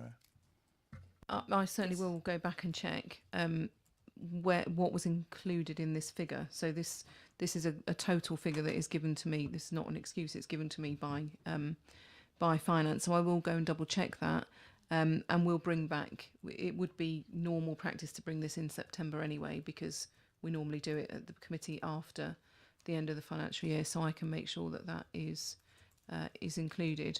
In terms of any other posts, and I'm happy to pick up with you outside of the organisation, outside of the meeting, sorry, we do use the legal definition of redundancy for this calculation. So if there was no redundancy, so if there was a settlement agreement in place, it wouldn't be classified as a redundancy. It would be in these figures, but it wouldn't be classified as a redundancy, irrespective of whether the post had subsequently been removed from the establishment.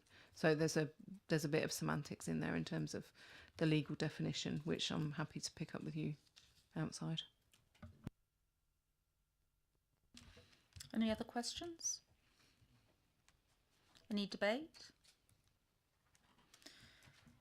Could I just bring up something then? If we're querying what is actually involved with these termination costs, are we in a position to note this paper?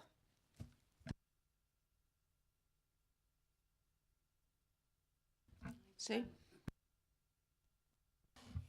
Depending on when the redundancies were agreed, so if they were agreed but in the old financial year but actually left in 18-19, I would expect them not to be in these figures, because from accounting purposes we have to accrue them into the previous year.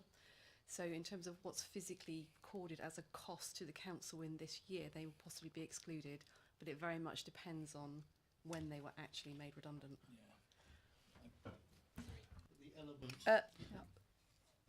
Councillor I'm Saunders just going to first. say, my memory, if I remember correctly, is that notice of redundancy was given in the early part of 2000 and, excuse me, 18. So that would have been in the 27-18 financial year, and that they were just working their notice through till June. I can't remember the precise dates, but that is what my memory tells me. Councillor Gardner. That is semantics, but if there was an element of redundancy in the payments, it ought to be in this report. Councillor Potter. Well, my understanding, remembering back on this, and it was a pretty fraught period, wasn't it? But was that it was February of 2018 when council made the decision to remove these posts from the establishment, and the actual period of notice then applied through to June of 2018. The actual payments that were made to the people concerned were not made until the July payroll. How that could not occur in the financial year of 18-19 would defy me, quite frankly, and it's got to be appropriate to this report, either in whole or part, as Councillor Gardner says, and I think it would be deficient if it wasn't. And the recognition that there were those redundancies is the equally important part for me, as far as I'm concerned. Anyway, I mean, Amber's going to check the detail of that, really, and I'm content with that, Chair. Councillor Gardner. In view of the uncertainty, could we have this report brought back at the next meeting? I was going to suggest constitutionally you're due to have this report every September anyway, because it has to come after the end of the financial year so that you've got a complete picture. So it would be my expectation that this came back in September. So I think you're noting an interim position with some questions about those numbers that we need to go back and check, which we'll do before we bring back the final annual report in September. But just for clarity, it says note that total employment termination costs, and so therefore I don't feel comfortable in acknowledging and noting this report at this point. So if I can ask that it's deferred to September, if everyone's in agreement. Yeah. Thank you.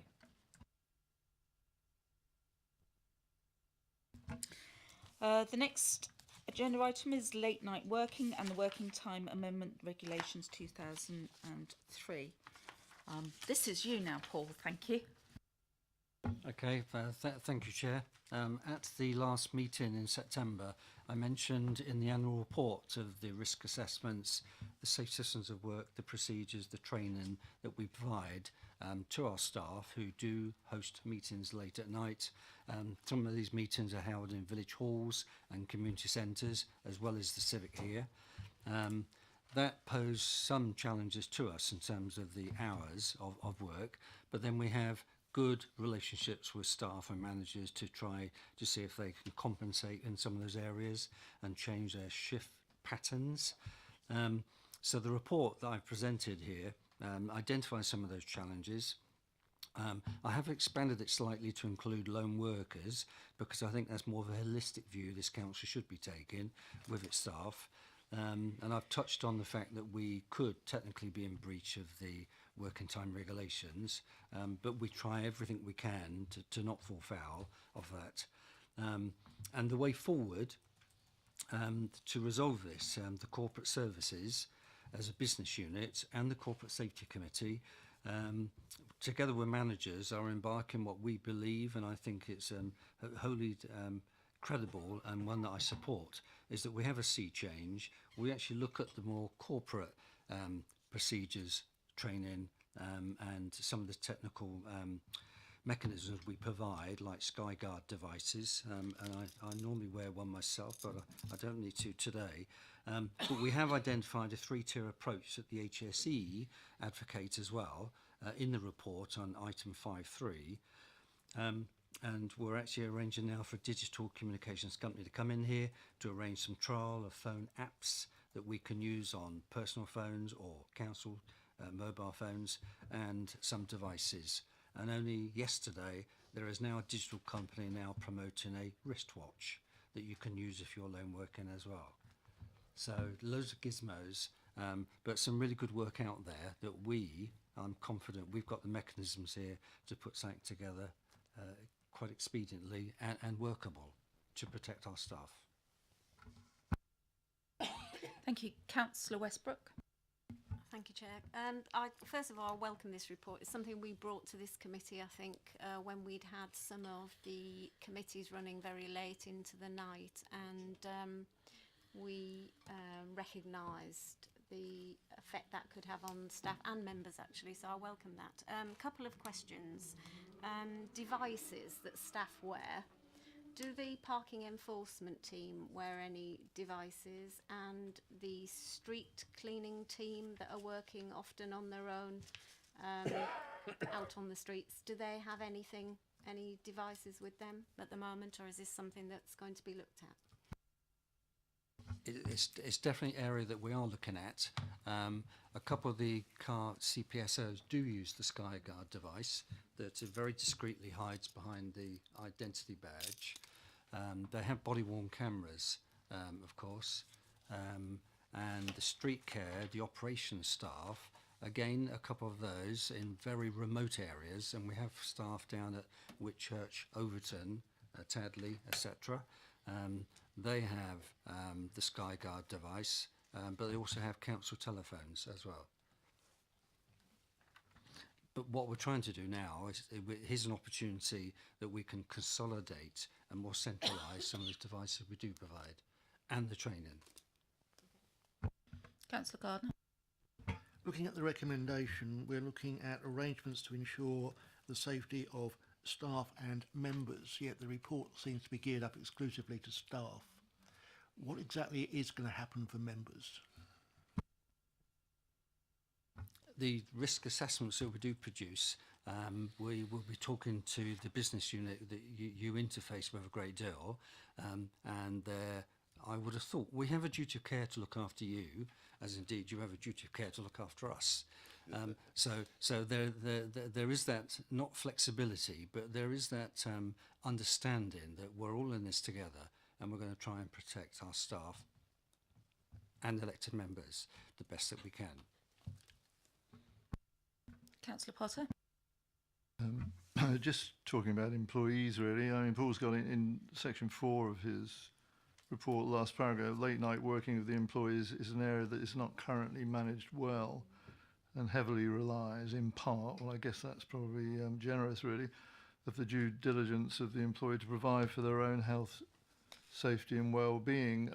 I mean, is really what we're saying is that this isn't a managed area, really, in regard to the late night working of employees, and it must be improved, it seems to me. The process that we seem to adopt as it's recorded, anybody working late, and we do know of examples of that, are expected to phone their family or friend or neighbour periodically to acknowledge their well-being, and the family stroke friend person to reciprocate and return. I mean, you know, it's pretty unrealistic, I guess, isn't it, in practical terms? And it does seem to me the responsibility on the employer through managers has to be improved here, really, in regard to, you know, this late night working, really, and the responsibility to make sure somebody is home and safe in whatever method that actually involves. So I would like to hear some comments on that. It just seems to me that is a potential deficiency, and I would say first and foremost, as an elected member,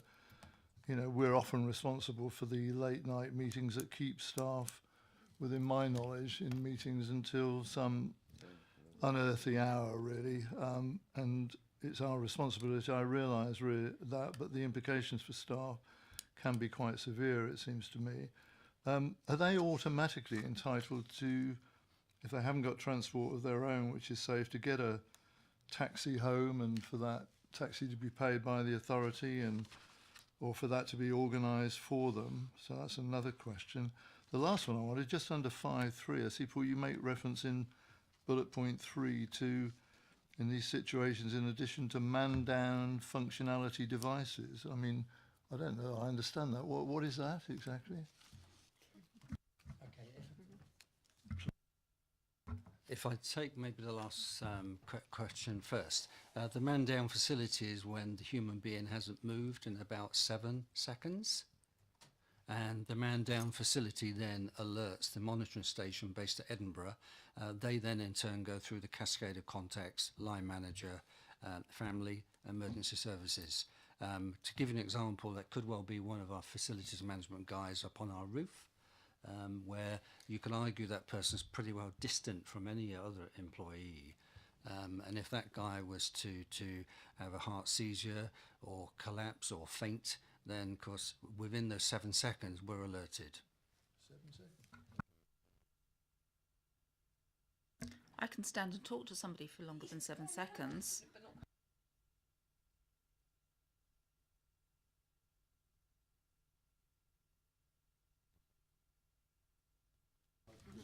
The other point I was making, and I didn't do it very well as a question, I do realise that, which is often the case with me, I know really, but in terms of the late night working and that sort of managed arrangement, what can we do there to improve both the provision for the employee herself or himself, and also make sure that as an employer we're fulfilling our responsibilities better than we presumably do at the moment by the sound of it? The risk assessment has to take due regard to the employee's well-being, maybe their domestic situation in terms of hours that they can work, for managers to identify rotas of staff. We do provide, and I mentioned this last September at HR committee, we can provide taxis, and we have done previously, if somebody does rely on public transport or it's very late at night. It was put to me recently, could we provide maybe a train to get some of these guys home? We have staff working from Oxford down to Bournemouth, and then from the west we have from Swindon to Kent. So we do have some staff that travel at least 3 hours to get home. So the late night working is a mega concern to us. It is a challenge, it's one that we are addressing, hence why the centralisation. But we're all employees, managers, here you are as elected members, we're all trying to identify the best practice that we can adopt. But we do have some weaknesses, and we are trying to address them with your help and support. So I would just like to raise something. Under the work time regulations, there has to be 11 hours between the ending and the starting of work. And is that taken into consideration with some of the, from my perspective, and it has been brought up on a number of occasions here, is with regard to the meetings, the committee meetings that do run late, and the staff and the members in a way, maybe not so effective for the members, but for definitely the staff, because of the time in between that they're supposed to be not at work. We've been quite borderline, Chair, with some of those work patterns that have endured the very late evenings, yes.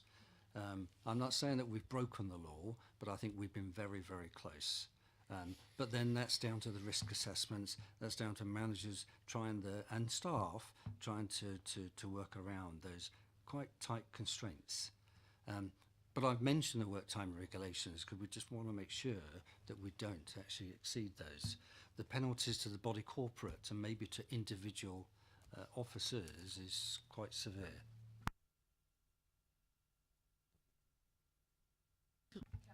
Councillor Westbrook. Thank you, Chair. You took the words out of my mouth about the work time directive. I was looking at the bottom of page 142 on your report, talks about that, and I would be interested in Anne-Marie's comments on that, please. Certainly. So I think this report is a combination of two things. There is a specific issue around making sure we have lone worker arrangements for people working day and evening and all sorts of other times alone, and that's a system that we need to tighten up. And there is probably a technological solution to that. Although I'm slightly worried about the 7 seconds. Council meetings, they'll be going off all over the place, won't they? But that's one element of this. The other one is very much about working practices, and what we haven't been, I think, so great at in the past is being really clear around our permissions for those staff who are impacted. So, for example, if you are anticipating being in DC committee till 11:30 at night, you don't come to work until lunchtime on that day, and you don't come back until lunchtime the following day. And I think we need to enforce that much more thoroughly than we have done historically. And I know staff who, and some of them are in the room, who have felt, they need to be here to do certain things at certain times on certain days, which is absolutely laudable and part of their roles. We need to be much better at organising those roles so that those people don't feel obliged to work an 18-hour day followed by, a very early morning after a very late night. So it's a combination of management arrangements and gizmos, as Paul refers to them, just to make sure that we're much more aware and helping people to manage their time really effectively. And I think that's been a bit of a challenge on occasion. Any more questions, Councillor Potter? It's really only on the minutiae. It follows up, I think, on what Anne-Marie is saying. But I mean, on a simple thing, if there is a member of staff who, excuse me, leaves this building at that late hour, she or he, do we have some sort of taxi account, where they can just literally phone a particular company that we've got an account with? They don't have to worry about all the minutiae of having to do that themselves, obviously pay for the taxi, that it's just charged to a council account and covers those sort of situations, because that would be very beneficial, I would have thought, something akin to that, would it not? We have indeed got a council account, which I've checked, and there is no taxable benefit to the employee either. We pay for the taxi. We are that employer with that duty of care. And I've checked with HMRC on that account as well. Sugar's my throat. I haven't been speaking as long as Anne-Marie. Just to add to that, the other thing that we've done as a result of this review is set up arrangements with local hotels. So through the corporate credit card system, if people need to stay overnight because they've got a very long journey and they're coming back in the next day, then we can make hotel facilities available to them as well. So what we'll do, subject to any of your views and comments on this, the next thing I think we need to do is just make this much more publicly available in terms of people understanding how they access those arrangements, that they are available, and also working particularly with democratic services to make sure that the rota, if you like, of people working is very strictly bound to what time committees are likely to end at night. So we're not committing people to work the following morning or the previous morning if we expect them to be in an evening meeting. Sue, would you like to pick up? So I think there's a secondary issue to this, which is around actually ensuring that, as far as possible, those items that are raised at committee are the ones that are meant to be there, and that the right channels have been followed, if you like, in terms of what's raised. And it's also working with some of the chairs of the committees to try and keep the actual meetings on track. So I will be working with the head of democratic services and the monitoring officer, just to make sure that we're not actually straying, if you like, in some of those meetings into areas that perhaps shouldn't be there. And so with all the planning in the world, we can assume we're going to finish at 10 o'clock. We might still, people plan around what time they think they're going to finish, and then they go on for another 2 hours. So there is something around member and officer training as well, in terms of supporting that agenda. Okay, thank you. Councillor Saunders. Yeah, just to clarify that, because when we raised this the last time, I did undertake to go and talk to the chairs of committees, which I did, and I think subsequent to that, they haven't been running past 10 o'clock, with the one exception of, or they shouldn't have been running past 10 o'clock. You'll no doubt find an example now where they did, but that was what they undertook not to do. The exception is, as always, DC, because of the fact you've got third-party people there involved in it and the desire to get it done and completed that evening. I mean, I think there is a part of the consideration of this will have to be, what do we term living a long distance away? Because there are, I mean, how far is long distance? You only need one accident to cause them, to be a major problem.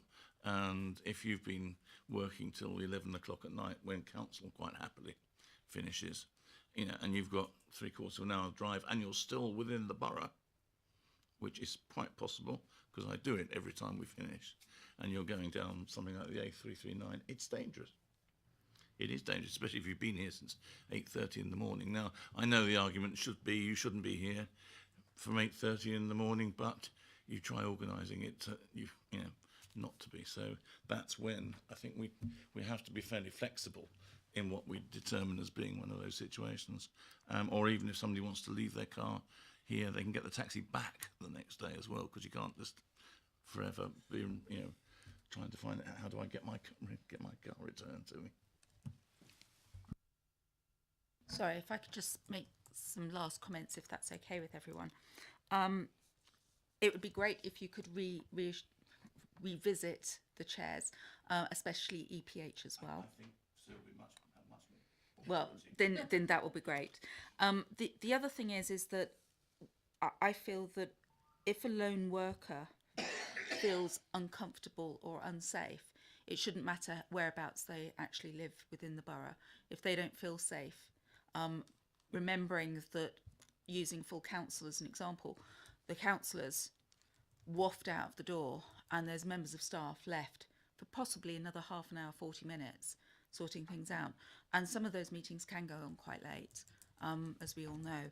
So I think it's a perception. If you feel unsafe, then that should be when the mechanisms kick in, from a worker or even a member's point of view.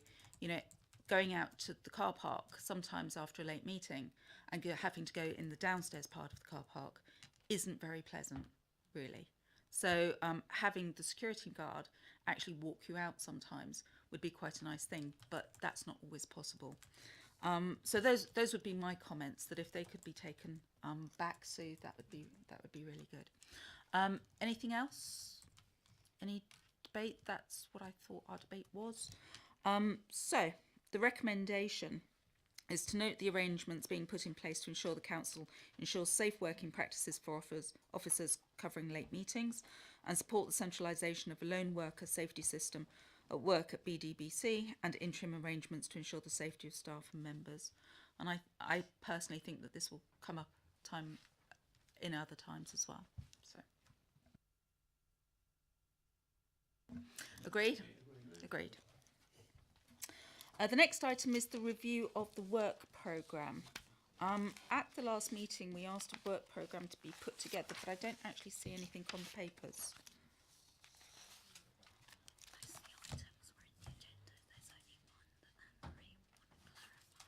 Okay. Right, so I'm advised that all of the items that were going to be in our work programme was actually on this agenda. The September pay is coming back to us, and let me just clarify.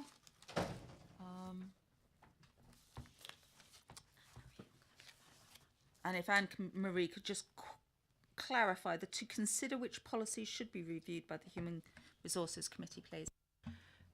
Yeah, so you're right. On this item, all of the work programme items have been brought today. I've spoilt you rather than saving some for September. I thought you could have them all today.